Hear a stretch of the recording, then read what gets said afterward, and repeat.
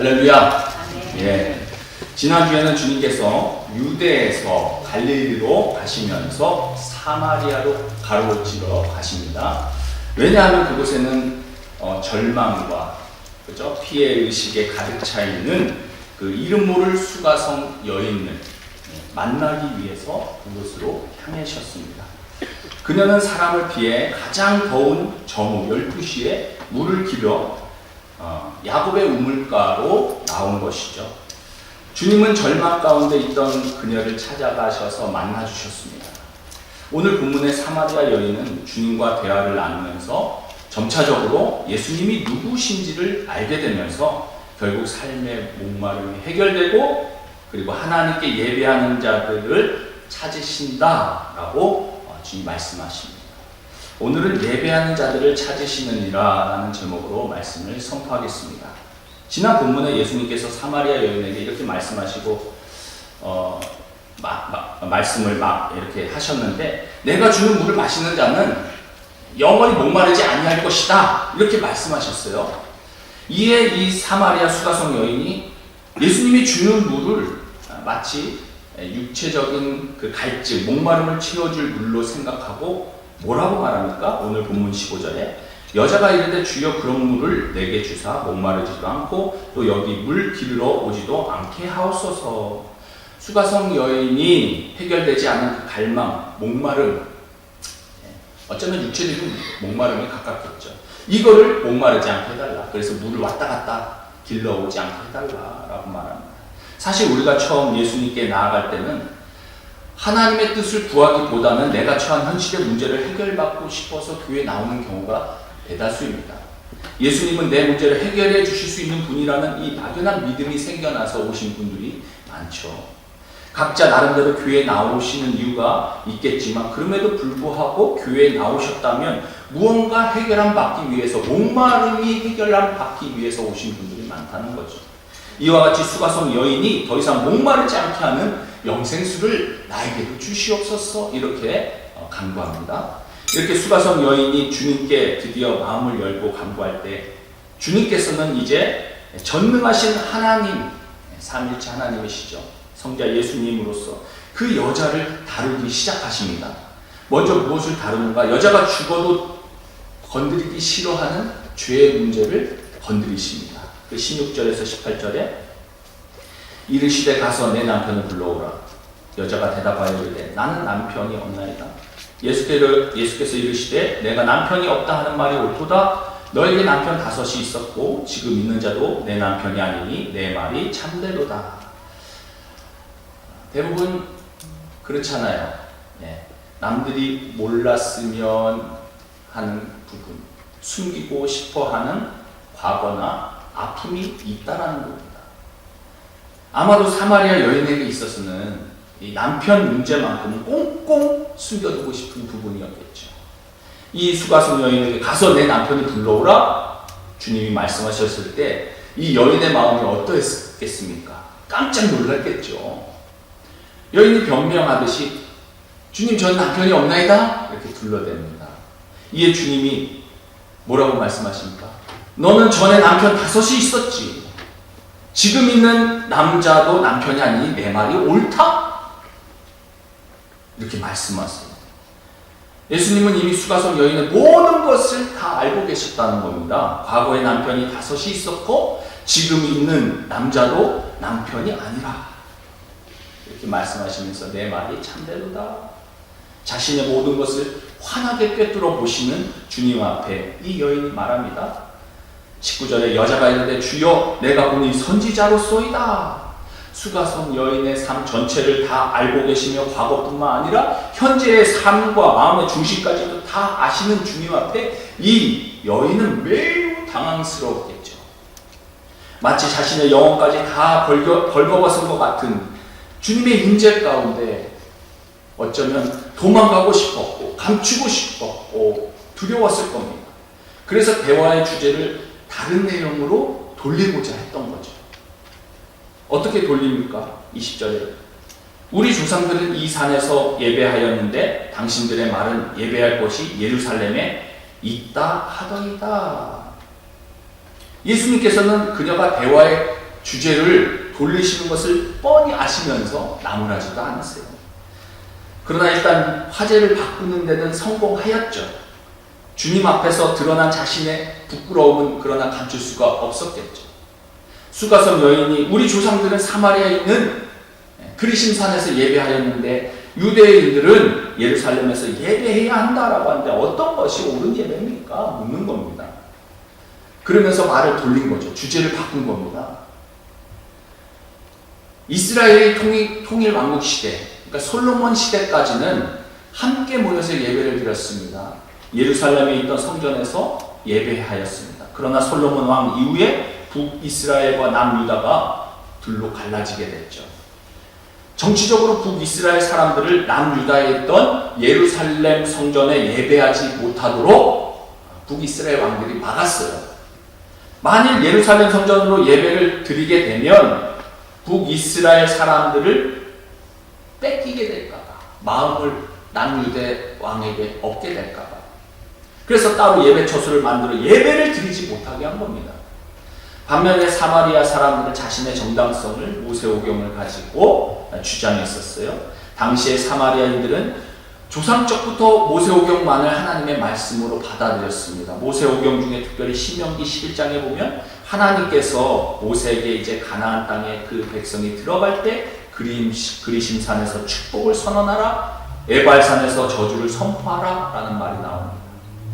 또 창세기에 보면 아브라함이 그리심산에서 하나님께 단을 쌓고 예배하였다는 근거를 통해서 그들은 그리심산에서 하나님께 예배하는 장소다 이렇게 주장했고 고집했던 겁니다. 그러나 유대인들은 하나님께 예배하는 것은 하나님이 거하시는 예루살렘 성전에서만 가능하다라고 하였고, 이에 대하여 어느 곳이 예배하는 곳에 타당하는가, 옳은 곳인가, 이 주제를 돌려버린 거죠. 이에 주님이 뭐라고 말씀하십니까? 21절 22절에 예수께서 이르시되 여자여 내 말을 믿으라.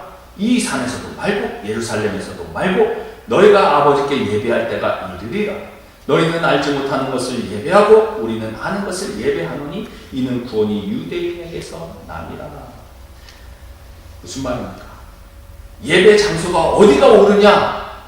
라는 질문에 주님은 예배 장소가 중요한 것이 아니라 예배 대상이 누구인지가 중요하다 말씀하십니다. 하나님께 예배해야 되는데 사마리아인들은 자기 방식대로 말씀과 상관없이 때로는 우상을 섬기며 예배했습니다.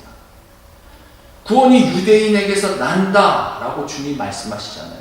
그러나 재밌는 점은 유대인들은 구원이 유대인의 혈통으로 나신 그 메시아를 통해 난다는 사실을 분명히 알고 있으면서도 아브라함과 다윗의 혈통으로 오신 예수님을 메시아로 인정하지 않았습니다. 그들은 삼위일체 하나님 되시는 예수님을 이 땅에 오셨을 때 영접하지도 않았습니다. 그래서 복음이 유대인을 떠나 이방인에게까지 전달이 되게 된 것이죠. 주님께서나 하나님께서 보내신 메시아를 통해서 구원이 주어진다 말씀하시면서 예배 장소가 중요한 것이 아니라 예배의 대상이 되시는 하나님께 예배하는 자들을 찾으신다 말씀하고 계시죠. 23절 24절에 아버지께 참되게 예배하는 자들은 영과 진리로 예배할 때가 오나니 곧 이때라. 아버지께서는 자기에게 이렇게 예배하는 자들을 찾으시느니라. 하나님은 영이시니 예배하는 자가 영과 진리로 예배할지니라. 주님이 장소와 상관없이 영과 진리 안에서 드려지는 예배자, 그 예배자를 찾으신다 말씀하세요. 이는 진리 되시는 주님 안에서 하나님께 예배가 가능하다라고 주님께서 돌려 말하신 것입니다. 만약에 장소가 중요하다면 어쩌면 우리는 저 예루살렘까지 가서 예배 드려야 되는 거예요. 근데 신약에 와서 그게 중요하지 않다는 겁니다. 하나님께 나아가는 유일한 방법이 무엇이냐? 예수님을 통해 나아갈 수 있다. 이게 신약에서 말하고 있는 부분이고, 다른 방법, 다른 길이 없다. 오직 예수 그리스도를 통해서 우리가 하나님께 나아갈 수 있다라는 겁니다. 예수님의 보혈이 아니고서는 우리가 죄 씻음을 받을 길이 없고 거룩하신 하나님 앞에 나아갈 수 없기 때문입니다. 앞서 예수님께서는 인생의 허무함과 갈망과 목마름으로 가득했던 그 수가성 여인에게 찾아가셔서 구원하시고자 하셨죠. 이에 주님께서 이 여인의 부끄러운 모습을 드러내자 이 여인은 대화의 주제를 바꾸려고 했지만, 그러나 결국 도리어 메시아 되시는 주님을 드러내는 대화로 주님께서는 또 이끌어 가시는 거예요. 톡톡 쳐서 자신이 누구인지를 계속해서 이끌어 가십니다. 이 수가성 여인은 예수님을 조금씩 알아가는 거죠. 예수님이 여인 앞에 있는 아픔들을 건드리기 시작하고, 그러고 나니까 이 여인이 예수님께 말하잖아요. 제가 보니까 당신은 유대인이군요. 아니요, 당신은 선지자군요. 예수님에 대한 그 시각, 그 눈이 조금씩 열리는 거죠. 하지만 이것으로도 만족이 안 됩니다. 더 열려야 되거든요. 25절에 여자가 이르되 메시아 곧 그리스도라 하는 이가 오실 줄을 내가 아노니 그가 오시면 모든 것을 우리에게 알려주시리이다. 수가성 여인이 한마디로 유대인에게서 구원이 난다 하니까 그 메시아가 오면 좀 알려주십시오. 이에 주님이 마침내 뭐라고 말씀하십니까? 26절에 예수께서 이르시되 내가 말하는 내가 그라 하시니라. 내가 메시아라고 주님께서 말씀하시는 순간 그 여인의 눈이 열린 겁니다. 예수님에 대한 눈이 유대인 남자에게서 선지자로 바뀌고, 더 나아가서 이분이 그리스도 메시아로 예수님에게서 하나님의 아들의 영광을 보았습니다. 그 순간 어둠이 물러가고 죄 사슬이 풀리게 되고 메시아 되시는 예수가 바로 여기 계신 것을 아니까 그 여인의 목마름이 딱 뚫리는 겁니다. 가만히 있을 수가 없었습니다. 차오르는 환희와 해방감을 억누를 수가 없었습니다. 부끄러움이 사라졌습니다. 자기가 왜 우물에 왔는지조차도 잊어버렸습니다. 그래서 28절에 물동이를 버려두고 동네로 가죠. 28절 보면 여자가 물동이를 버려두고 동네로 들어가서 사람들에게 이르되, 이 당시 물동이는요 소중한 재산과 같은 겁니다. 물을 나르기 위해서 물동이가 필요하거든요. 물을 나르기 위해서 우물에 왔음에도 불구하고 자신의 귀중한 그 물동이를 버려두면서까지 수가성 여인이 사람들에게 메시아를 만났다 이렇게 전하러 합니다. 29절에서 30절에 보면 내가 행한 모든 일을 내게 말한 사람을 와서 보라. 이는 그리스도가 아니냐 메시아가 아니냐 하니 그들이 동네에서 나와 예수께로 오더라. 수가성 여인은 사람들의 눈빛을 피해 정오 12시에 물을 길러 갔던, 사람들을 만나기 싫어했던 여인이었습니다. 내가 만나고 싶지 않았던 사람들이 있던 동네, 내가 상종하기 싫었던 사람들이 있던 동네, 내가 관계를 맺고 싶지 않았던 그 사람들이 있던 동네, 내게 아픔이 있었던 그 동네, 그런데 그 동네로 들어갑니다. 목마름이 해결되니까 그 사람들하고 또 만나는 것이 괜찮아지는 거예요. 그리고 만나서 하는 얘기가 뭡니까? 나 그리스도를 만났다. 메시아를 만났다. 나는 더 이상 목마르지 않다. 나는 새 사람이 됐다. 이 얘기하는 거죠. 진리 되시는 주님을 만나고 여인의 갈증이 해결됐습니다. 진리 되시는 주님을 만나고 사마리아 여인이 완전히 달라진 겁니다. 이전과는. 이게 복음을 받아들인 사람들의 변화인 겁니다. 어제 금요기도에, 지난 이틀 전에 금요기도에서도 다루었지만 구원이 무엇입니까? 하나님과의 회복입니다. 다른 게 아니에요.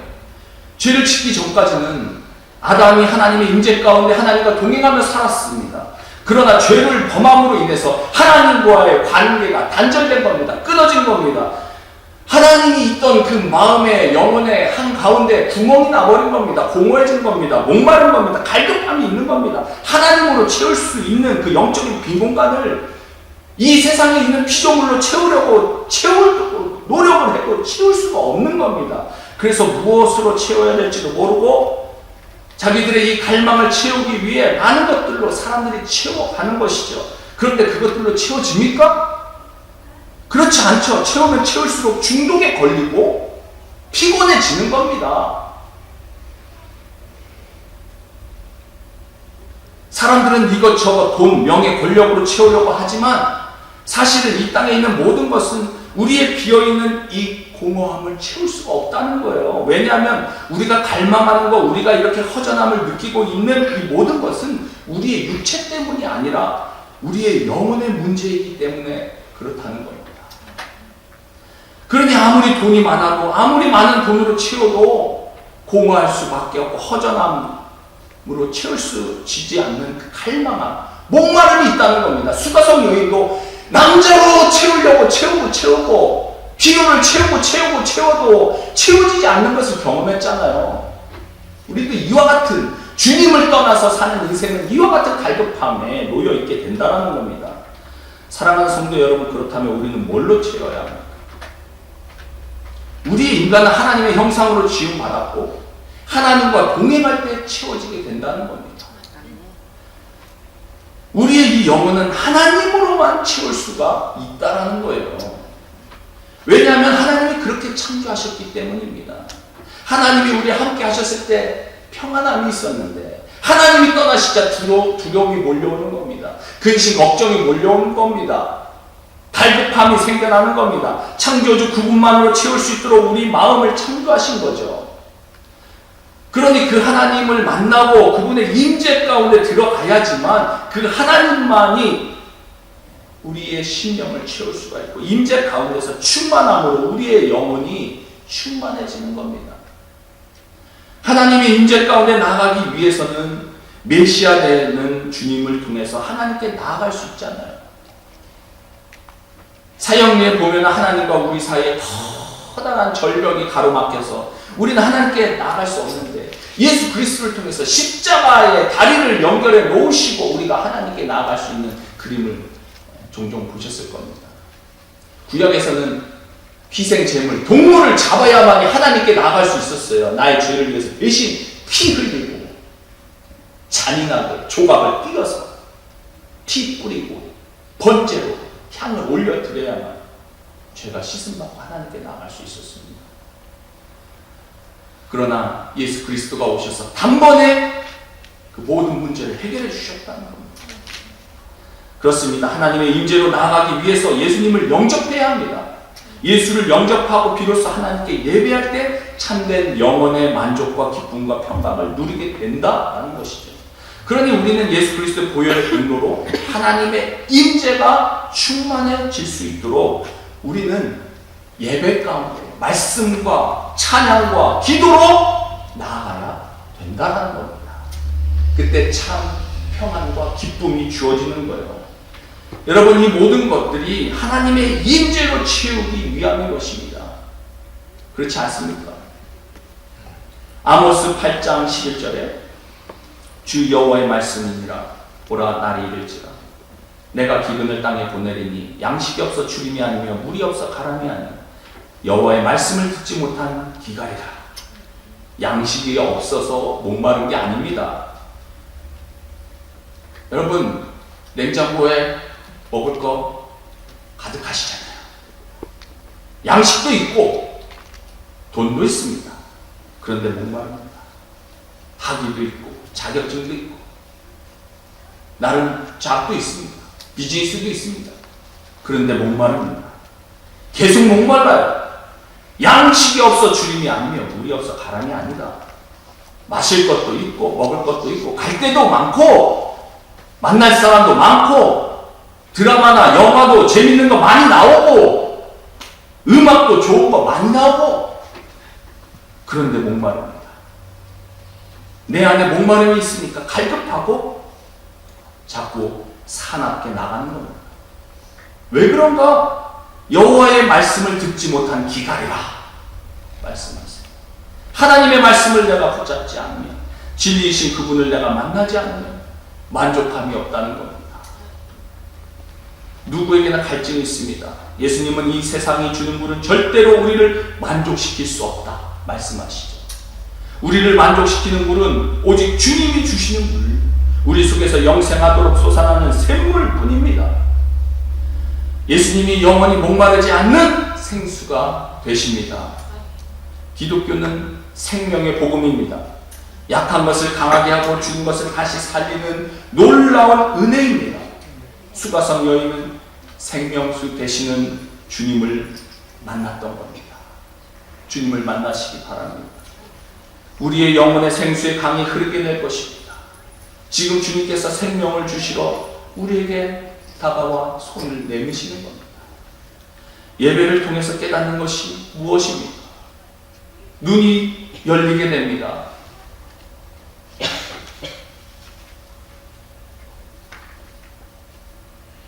일주일 동안 내가 주인이 돼서 열심히 살았는데 주님 전에 나오니까 나의 창조주, 나의 하늘아버지, 주님이 여기 계시구나. 삶이 팍팍하고 정말 바쁘게 돌아갈 때 주님이 어디 계신지 모릅니다. 세상 것으로 채워도 채워지지 않는 겁니다. 그러나 예배 가운데 주님을 찬양하고 내 영혼아 주님을 송축하라. 내 영혼아 주님을 찬양하라. 주님이 여기 계시구나. 영혼이 착 열리면서 목마름이 채워지는 것입니다. 우리는 영혼의 갈증을 해결하고자 나름의 답을 찾아다니지만 아무도 채울 수가 없는 겁니다. 창조자 되시고 진리 되시는 주님을 만나야 해결이 되기 때문에 그렇습니다.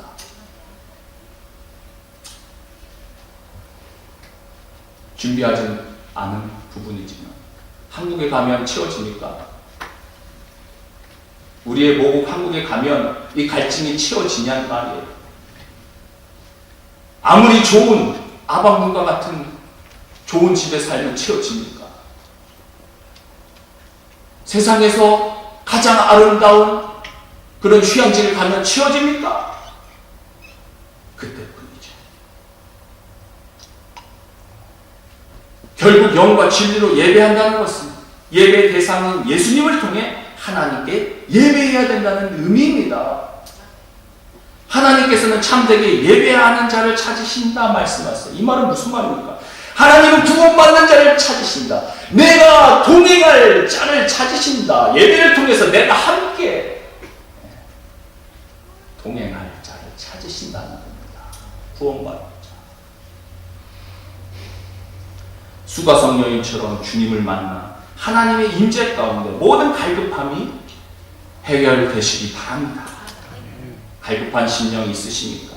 하나님은 참되게 예배하는 자들을 찾으시고 영생하도록 솟아나는 만족과 평강을 주실 것입니다. 메시아 되시는 주님을 만나 하나님의 임재 가운데 나아가실 수 있는 저와 여러분들 다 되시길 주님의 이름으로 축원드립니다. 기도하겠습니다.